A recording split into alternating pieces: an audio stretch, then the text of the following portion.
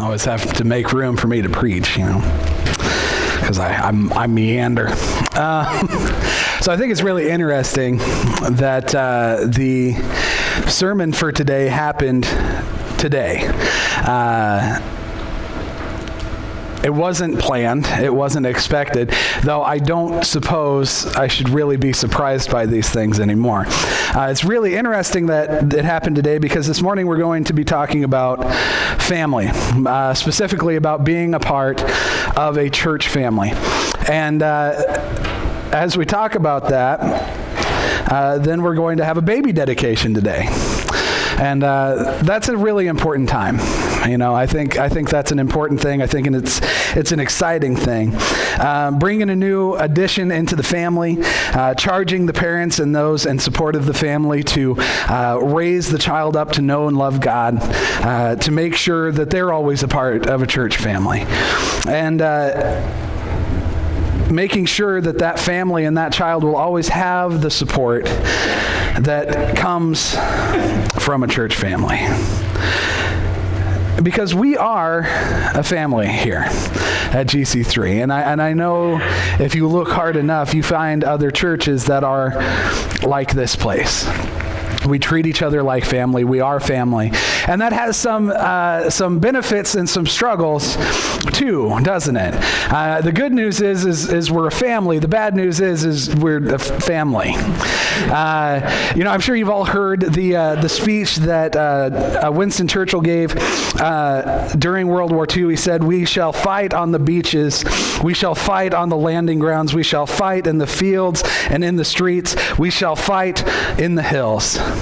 And that is, what a great speech for sending people out to battle. But those of you here with kids, this probably just sounds like your last family vacation. Just everywhere we go. 1 Timothy chapter 5, Paul instructs this young pastor, Timothy, about the church family, about respect, about taking care of those who need help, and about discipline. Let's start here at 1 Timothy chapter 5, verses 1 and 2. "Do not sharply rebuke an older man, but rather appeal to him as a father, to the younger men as brothers, to the older women as mothers, and to the younger women as sisters in all purity." A good family dynamic is always built on respect. And that respect goes both ways. Even if you really are supposed to make your kids respect you, you have to respect your kids, though not in the same way. A good family dynamic, though, is built on respect. I'm sure we've seen churches that lack respect. Maybe there's no respect between the pastor and his people. Maybe there's no respect amongst the people. Infighting, gossiping, such problems as like that. We've seen those things. But there has to be respect. As we should respect our parents, we should treat those older people in the church with respect. Know the difference between joking around and being disrespectful. We joke a lot. We joke a lot here. It's probably something to do with me. I don't take very many things very seriously. Mostly not myself. We joke a lot. We mess around. We joke, but you have to be careful that the joke is on both sides, right? That's something we teach our kids, right? That if they don't think you're joking, then it's not really joking around. It's the same thing when you're joking with some of the older people here. Make sure that they know you're just joking around, that you're not being disrespectful. But once again, respect is all around. So make sure that you're treating those younger than you with respect as well. When I was young and making all the mistakes in ministry, I was working as trying to build up a worship ministry at my dad's church. And there was this lady,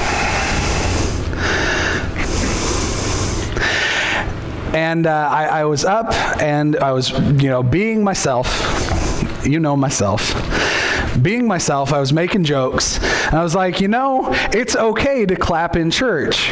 And if you don't understand how to clap, you put your hands apart and then you bring them sharply together. And you want to do that on the first, no, you don't. Not the first and third, the second and fourth beats, right? I almost said it wrong. And you want to do this in time with the music. And most people laughed. But this lady came up to me after church and she said, "How dare you not think that we know how to clap?"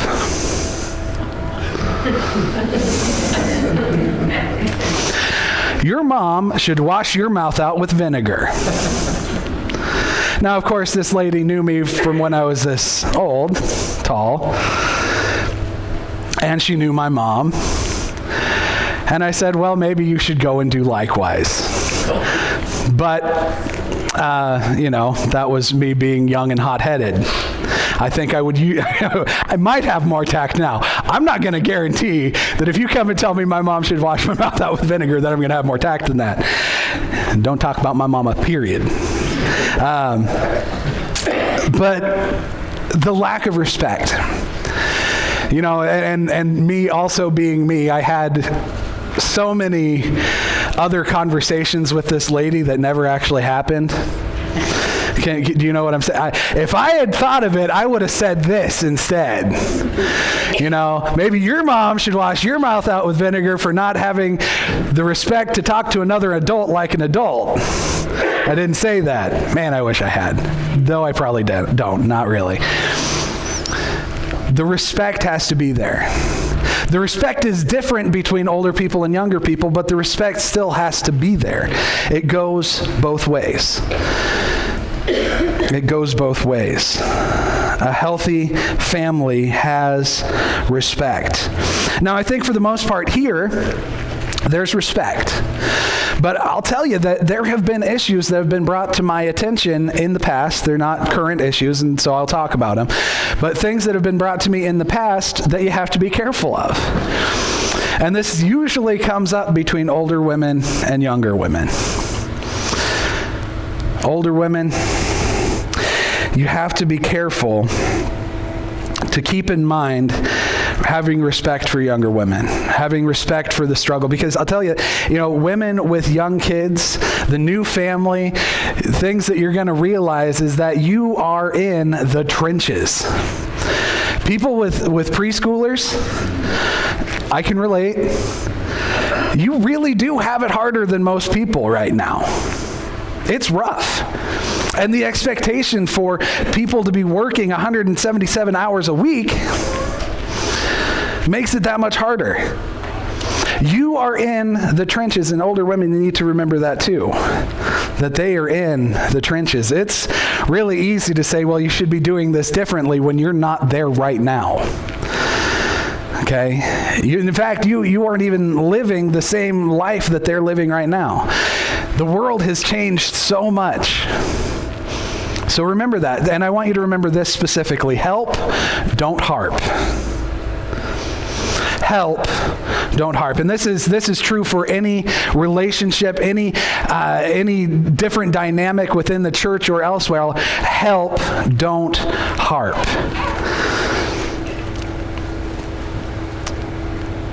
I know that for a lot of women here, they yearn for this time of week.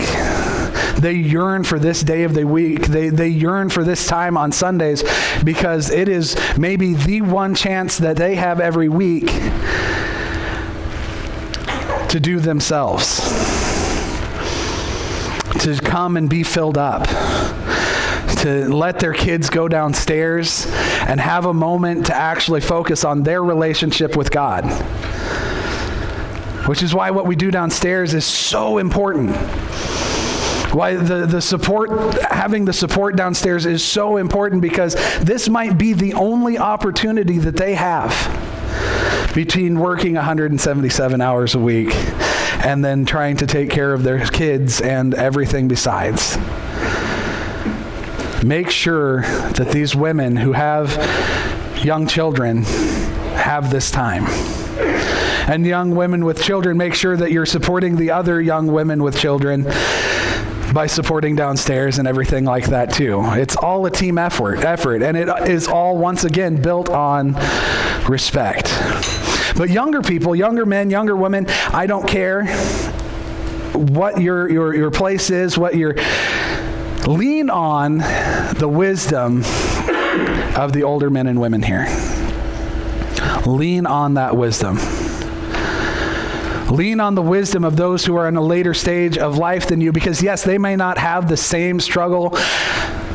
They may not have had the same struggle that you're having right now, but they have had some of the same struggles. And they made it out on the other side, which is why they want to tell you how to do what you're doing already, right?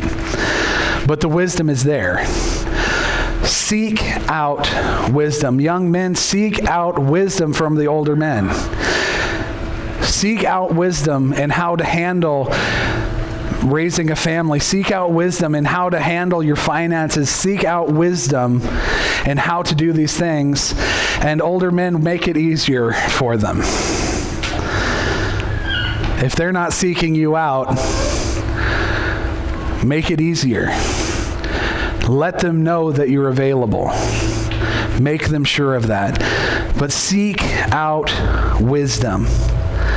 Make sure that you're taking advantage of the people that are part of your church family already. Help, don't harp. Encourage, don't criticize. Lift up, don't put down. Respect, and respect in all directions. Seek wisdom. A good family dynamic is, I almost said that backwards, which would have been pretty funny. Think about that. Okay, now you got it. A good family dynamic is built on respect in all directions. And in a family, we help. Now, I'm going to read a huge passage of Scripture. I mean, way longer than what I would usually read. But it all is together, so bear with me. And I'm going to read 1 Timothy 5, 3 through 18. Stay awake. Honor widows who are widows indeed, but if any widow has children or grandchildren, they must first learn to practice piety in regard to their own family and to make some return to their parents. For this is acceptable in the sight of God. Now she who is a widow indeed and who has been left alone has fixed her hope on God and continues in entreaties and prayers night and day.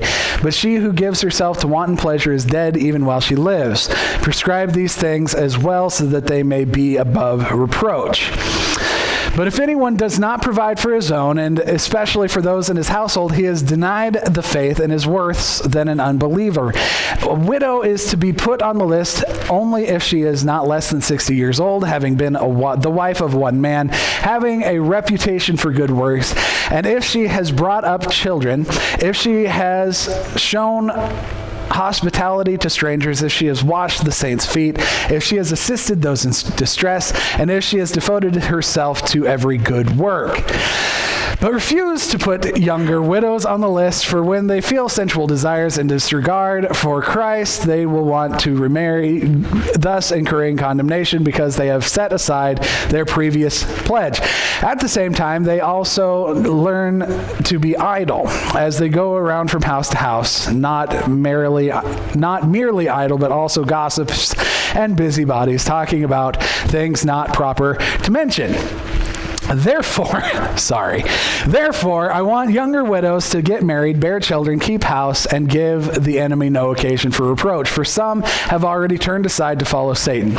If any woman who is a believer has dependent widows, she must assist them, and the church must not be burdened, so that they may assist those who are widows indeed. The elders who rule well are to be considered worthy of double honor, especially those who work hard at preaching and teaching. For the Scripture says, "You shall not muzzle the ox while he is threshing. The laborer is worthy of his wages." Now, why did I read this all together? Why didn't I just skip over and grab some stuff out of here? Because it all really does fit together. And what I mean by that is, as a Christ-pleasing church, as a lasting church, we need to help those who need help, especially of our number. And at GC3, we do these things well. I mentioned before that there are mistakes that are made, and that's going to be true of everything that we do. Of every part of being a good church, we're going to make mistakes sometimes. But we do these things pretty well. We encourage each other well, and we take care of our people well. Now, what you need to understand is that in the first century, when this was written, widows were entirely destitute. There was no such thing as government assistance, no such thing as Medicare or anything like that. There was no Social Security. There wasn't anything like that. And so a woman who had no man, who was married and was widowed, had no means of income whatsoever. And so they had to lean on their family. And if they had no family, they had to lean on the church. Now, all of these things in here were just to make sure that the people leaning on the church should be leaning on the church and not on someone else, on their family, on the people who should be taking care of them. Now, we as the church don't take up this role as much anymore because of the other things that are out there. Women are able to work outside the home. It makes a big difference. But every once in a while, some things do come up. And what 1 Timothy 5:8 said there was, "But if anyone does not provide for his own, especially for those of his household, he has denied the faith and is worse than an unbeliever." Taking care of each other is not just a suggestion. Do you hear me this morning? Taking care of each other is a commandment. Taking care of each other is our responsibility. Now, like I said, in today's age, widows and others are able to take care of themselves, but we as a church still need to fill in the gaps. Sometimes big, horrible things happen that you just can't handle on your own, that aren't going to be covered by other sorts of assistance. We have extra offerings taken up for brother in need. We do that whenever the need arises. And even when it's a sister in need, we say brother in need because we have you write BIN on your check or envelope. And if we had you write SIN on your check or envelope, it would sound like we're selling indulgences, right? This money is so I can sin. There you go. And that's not what we do. We kind of got rid of that with Martin Luther. But anyway, and I don't mean Martin Luther King Jr., I mean Martin Luther, the German monk guy, just so there's no confusion there. But anyway, there's these 95 theses. We're not going there today. Anyway, we do these things. We take care of these people because they need taking care of. We take care of the brother in need because there is a need. But as you saw in the text, there's a lot of things about who we should be taking care of. A lot of strictures, a lot of, what's the word I'm looking for? Don't worry about it. Limitations, that's the one, maybe. Guidelines. And so I think it's a good reminder to the leadership of who we should be taking care of, to be careful of who we're taking care of. Because there are some out there who have made a career of asking churches for money. It happens. And they just go to the next one and to the next one, and they make their rounds. Every 5 years, they go back to the same church again and ask for money again. It happens. It's disgusting. It's unfortunate, but it's true. So we, as the leadership, have to be really careful of who it is that we're helping, making sure that we are vetting the need, to make sure that the need is there. But if we can help, if we should help, we do help, because that's what we're called to do. The last section here, verses 17 and 18, talks about providing for our own in a different way as well. but in the way of having the people here who are paid to organize and move the church forward, being paid. I'm paid a salary for the work that I do. Paula and Daryl are paid for the work that they do.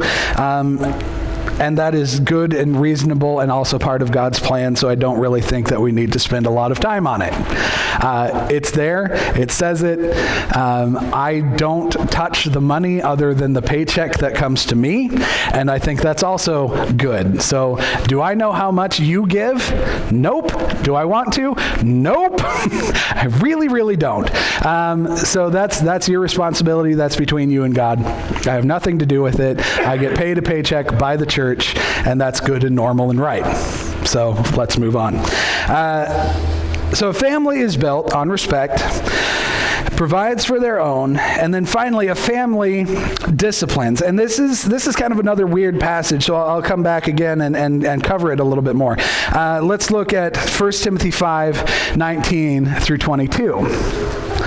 Do not receive an accusation against an elder except on the basis of 2 or 3 witnesses. Those who continue in sin rebuke in the presence of all, so that the rest also will be fearful of sinning. I solemnly charge you in the presence of God and of Christ Jesus and of his chosen angels to maintain these principles without bias.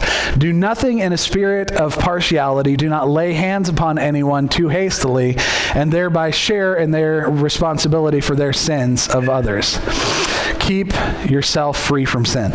Now, this is talking about a specific kind of discipline of the elder who might go astray, the leadership who might go astray. Somebody put in the leadership position, going and doing things that they should not be doing as leadership. And I won't get into that, but I think it's interesting, once again, that this sermon came today. Because in the next couple of years, even this little bundle of cuteness, Theodore, it's going to come to a point where he has to be disciplined. He disagrees. You heard that. It's going to happen, and it happens to everyone. And it's important to have discipline, because adults have consequences. And it's way easier for children to learn consequences early so that they don't have to have as hard a time learning consequences as adults.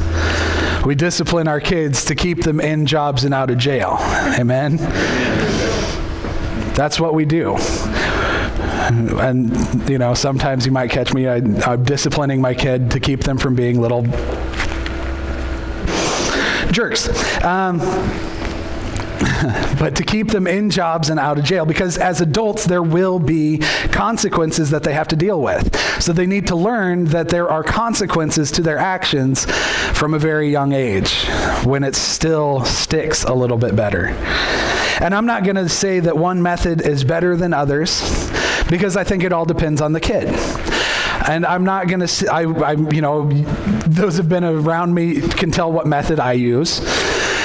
We don't need to get into that because I'm probably wrong, but that's what parenting is, right? There's going to be moments where you're just like, I have no idea what I'm doing. And I'm just hoping that my kid doesn't turn out to be a little jerk. And that's what we're going for. But I'm not going to say that one thing works better than another, because one thing will work better for one kid than it will for another kid. But what I am saying is that parents, you have taken on the responsibility to work really, really hard to figure out what is going to work best for your kid. And it might take some trial and error. But you have to make it not worth doing those things so that they stop doing those things. I don't know what will work for your kids. I've found what works for my kids most of the time, and even still sometimes it doesn't. But I will say this. I'll read through Hebrews 12:11, which says, all discipline for the moment seems not to be joyful, but sorrowful. Yet to those who have been trained by it, afterwards it yields the peaceful fruit of righteousness. If your kid is enjoying the discipline, then it's not really discipline. If it is joyful and not sorrowful, then it's probably not really discipline. Now, Hebrews 12:11 is talking about the discipline received from God as adult, and I would encourage you to read that whole passage. And in this section of 1 Timothy, it's talking about disciplining elders or leadership, but all of these same things apply. Kids need discipline. We need discipline. As a church, church leadership, if they go astray, they need discipline. Discipline is important, and it's important for a child to learn discipline now because it might come to the point where they're a church leader some point, right? And they have to realize that there are consequences to actions that they might take. Be careful, though, of those who might just be wanting to stir the pot. That's an interesting thing, too. Don't accept an accusation of someone unless it's corroborated. Don't accept an accusation against a church leader unless there are several people coming with that accusation. But it also says to be careful of who is put into leadership as well. Don't just choose whoever might seem at first glance to be good for the position, but watch them. Make sure that they are just right, because you don't want to lay your hands on them and put them into leadership and then share in their sin when they screw up. Be careful who's put into leadership. Now, altogether, this fits as the family dynamic, doesn't it? As a family, we watch out for each other. As a family, we have respect for one another. As a family, we take care of each other. As a family, we make sure that we're not getting too far off the reservation. Making sure that we're calling each other on the things that we shouldn't be doing. Discipline. But the most important thing is that we are here for each other. We're here for each other. Which is why it's so important to become a part of a church family. Not to be the kind of people who just take in a church service now and then, who bop around to all the different churches from time to time, but to become a real part of the family so that you're watched out for and loved. Now, to the new parents, I would say that there will be times that you feel like you just have no idea what you're doing. You probably have had a lot of those experiences already. I remember the first night that we brought Addie home, my oldest.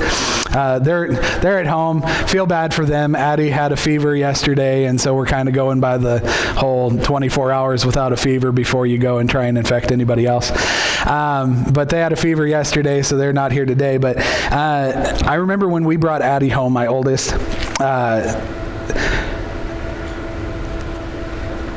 I thought I was going to lose it because she just didn't not cry ever. And like trying to get her to go to sleep so that we could sleep, just nope, that wasn't in the cards. And so you're sitting here, you're bouncing this baby, and you're like, shut up, please. There are going to be those moments where you're just like, who left me this baby alone? Who in their right mind sent me home with a baby?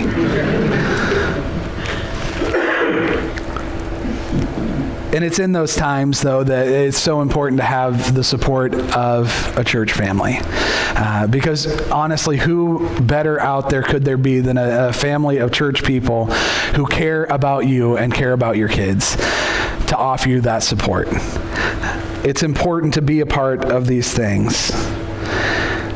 Make sure that your family is always a part of a church family. And I'm going to invite you up here now.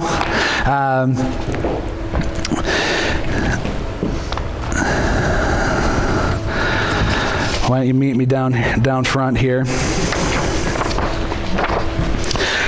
We have Tim and Amanda and the cutest little boy.